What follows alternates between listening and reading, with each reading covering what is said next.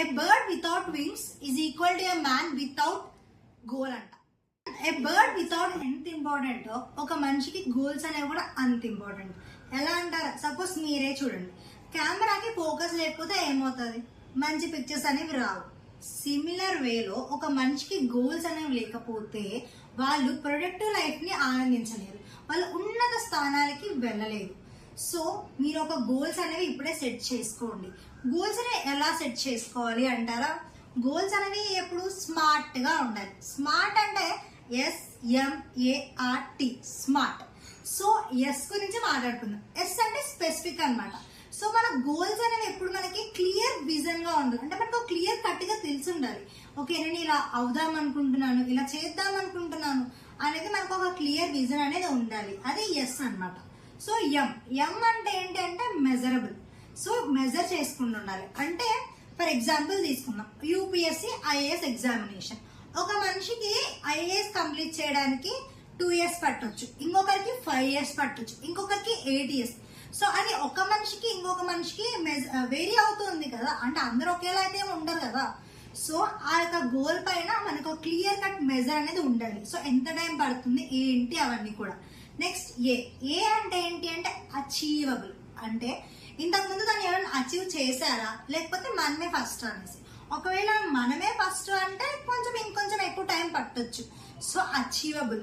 So దాని history గురించి కూడా తెలుసుకోవడం, అంటే దాన్ని ఎలా సాధించాలి ఏంటి, ఇంతకు ముందు ఎవరెవరు సాధించారు, వాళ్ళు ఎలా సాధించారు, వాళ్ళు ఎన్ని గంటలు కష్టపడ్డారు, అసలు వాళ్ళు యూజ్ చేసిన రిసోర్సెస్ ఏంటి. సో A to Z తెలుసుకుని ఉండండి.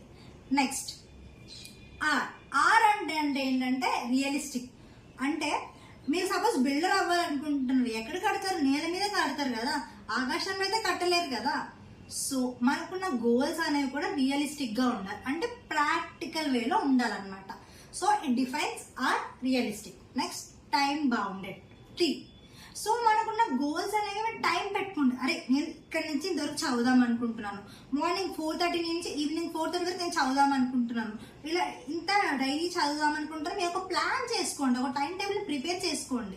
సో దానిపైన వర్క్ ఆన్ చేయండి. సో ఇది T అనమాట. So time bounded. మన గోల్స్ అనేవి ఎలా ఉండాలి, స్మార్ట్ గా ఉండాలి. SMART, specific, measurable, achievable, realistic and time bounded. So నాకు ఒకటి గుర్తుంది, లైక్ ఎవరు చెప్పారన్నమాట, ఒక గ్రేట్ పర్సన్. ఏంటంటే ఏ bird without wings is equal to a man without goal అంట. అంటే ఒక బర్డ్ కి వింగ్స్ అనేవి లేకపోతే ఏమవుతుంది, అది ఎత్తుగా ఎదగలదా. సపోజ్ గద్దనే తీసుకోండి, అది ఎంత హైట్కి వెళ్తుంది చెప్పండి, చాలా అసలు అన్నిటికంటే సూపర్ ఫాస్ట్ గా చాలా హైట్కి వెళ్ళిపోయేది గద్దనే కదా.